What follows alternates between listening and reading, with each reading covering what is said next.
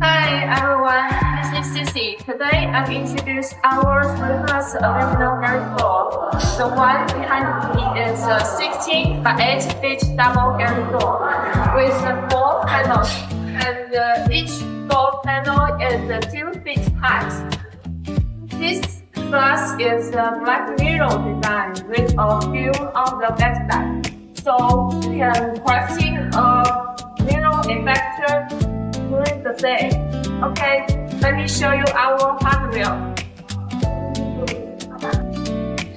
For the track system, we use single track with jumper bracket, and the horizontal track is 15 radius, and the thickness of track is 2 mm. We use aluminum bottom bracket. It's very easy to install and adjust the coverless. For aluminum garage door hardware, we use heavy-duty gauge 11 hinges for middle and side. The precision nail roller used to reduce noise during operation.